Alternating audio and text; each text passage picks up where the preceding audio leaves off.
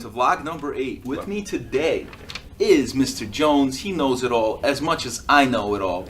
Getting there. Today, Swaggy Lee's missing. He's stuck in traffic. Maybe he'll come in at some point of this vlog, but let's just go straight into it. Carolina Panthers, they need an owner. Mr. Richardson's selling them. Who should buy them? Okay, good one. Not Colin Kaepernick. First of all, I mean, there's been a lot of talk going back and forth about, okay, with P. Diddy talking about should Colin Kaepernick be part of some ownership group to get a team? My answer is absolutely not. You put his name in there and you're 100% guaranteeing he's not getting that team. It's period. He couldn't get a job as a backup quarterback. That's right. Now he's trying to buy a team. Now he's trying to buy a team. You think the owners want to sit next to a guy that they couldn't, they didn't want to give a job. So that's not happening. So my idea, right, is let's okay. Steve Ballmer got a team in the NBA, right? Yep. Looking good. The team's Clippers, looking good with the money and everything, right? Mike Zuckerberg, right? Apple's like, damn, this guy's doing well, right? Yeah. I'm going to the NFL. Go over, get a team. Every time I watch the game, right, I look over, right, it's a whole bunch of surfaces, right? Yeah. Like, you know what? Part of the whole thing is he can get a team and then switch all that to Apple products. And free everything, advertising, yes, everything. Facebook, all over everything, man. Get Instagram, his team tech. right? Yeah. Get the high tech stadiums, everything, man. Like he can screens and invest the everything. money. Like, literally, he can invest everything. I mean, he could sneeze out At your $2.6 new million Facebook right arena. But that's what it would be called, the Facebook arena. Yeah, that's right. Oh yeah, he's perfect. I mean, he's a good guy. Like, he's a progressive guy. Like, everyone loves him or loves him. Yeah. I mean, I don't know. I mean, so you can't go wrong with that one. What do you think, Mr. Know-It-All? So, like Mark Cuban put it best. Yeah.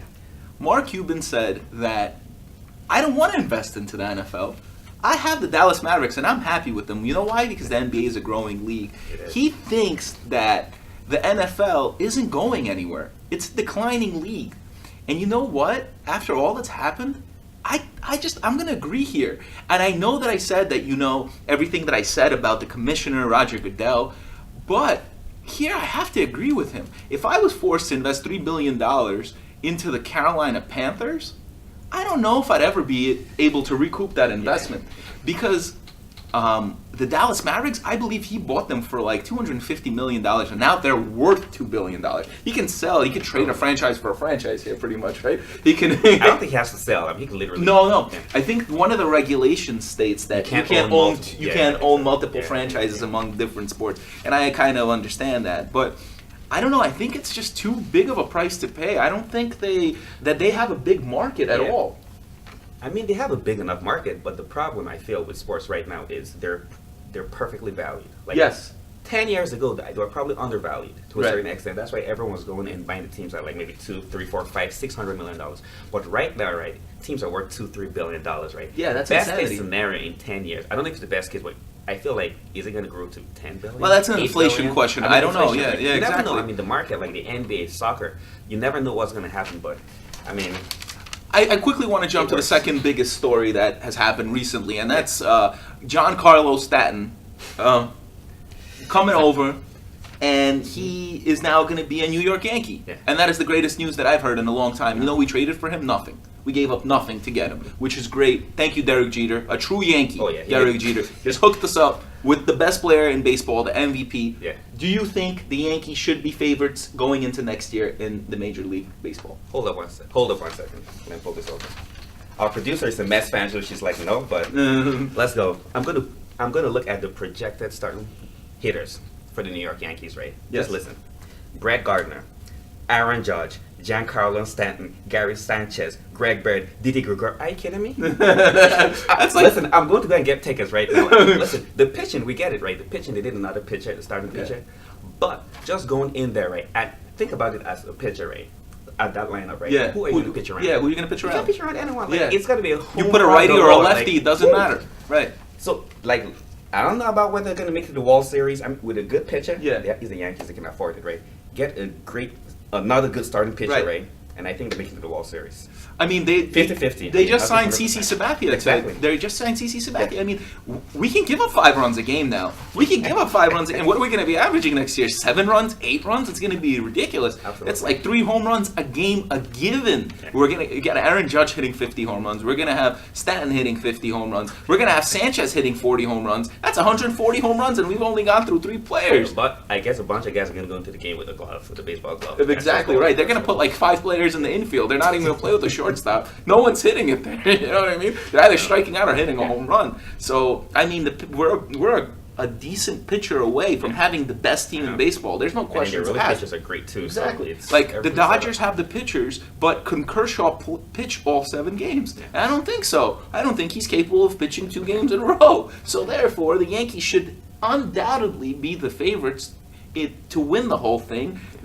Having them at 6-1 is just that's a poor job, Vegas. I mean, I would baseball. So yeah, I know. You get Vegas. Exactly, Yeah. and then there's still 30 teams. Yeah. So, but 6-1, that's great odds. I would I am gonna run in and jump on it. As a matter of fact, when I'm gonna be in Vegas in a couple of weeks. But Okay. I just think that if they could put it together, and because it's 7-game series, I doubt there's a team out there that can potentially take them out. And if that team is any team, is obviously the Dodgers or the Cubs. And I just think that the Yankees can put it together. What they really need is home field advantage, because playing at home, right, they're probably going to lose in that Right, ballpark. exactly. So they just need to get locked down the home field advantage, and then they're going to have 3 games at home. Right. Yeah. And like, look at what Boston, they got Chris Sale, and I would Yeah. love for a pitcher like Chris Sale. There's a couple of good pitchers on the market, not quite as good as Chris Sale, obviously, but if we could get somebody like that, lock it down, forget it. We can just move on to the year after that. We're the Golden State Warriors. Moving on to an NBA question, and this NBA question is kind of interesting, is which 2018 free agent is the most worth it right now? Yeah. I felt like that's the easiest question. Yeah. DeMarcus Cousins. I agree with that, by the I way. mean, he is a top 10 player in the NBA. When you Yes. think about it. I mean, everyone talks about him with, emotional issues and everything. Yeah. Put any great player, right, on a team that sucks so bad, right? Trust me, they're going to have emotional problems. It's the way the NBA works. Now, he's maybe a little bit, but listen, he is a great player, a competitor. Like, when you say a guy with all that emotions, right, that's just the competitive nature of people. So you put him on a team like, let's say, the New York Knicks, or let's say, the Cleveland Cavaliers, Tristan Thompson. You put him on a team like that with Isaiah Thomas, I mean, that's the Golden State Warriors plus. Right. Because now they have the guards. I mean, don't slip on the cap. They have the guards, they have the forwards, and now they have a big, unstoppable big. Yeah. So I was at DeMarcus Cousins, Boogie Cousins Yeah. draft party in Vegas at the Palms right when he left Kentucky. And let me tell you, that party was insane. He came a little bit late to his own party, but that's okay. He made up for it with his game in the NBA. This guy is a dominant player. I never expected him, and I'm sorry to doubt you, Boogie. I never expected these kind of crazy, insane numbers from him. This guy is unstoppable. Again, he's a stud. He's amazing. I mean, if the Knicks could get a player like that with Porzingis and Hardaway, I mean it. They're the best team in the East. And you heard me, LeBron James. Is LeBron James really better than Kristaps Porzingis and DeMarcus Cousins? No way. No way. Get a player like that. Come on, New York. We got a completely new GM. Okay. Let's lock him down. Let's give him a 6-year, $220 million contract. Yeah, exactly. Max everything. The max deal. 6 years, $220 million. We don't have to re-sign Porzingis for another 2 years. Let's give him that max deal, and then we'll see what happens.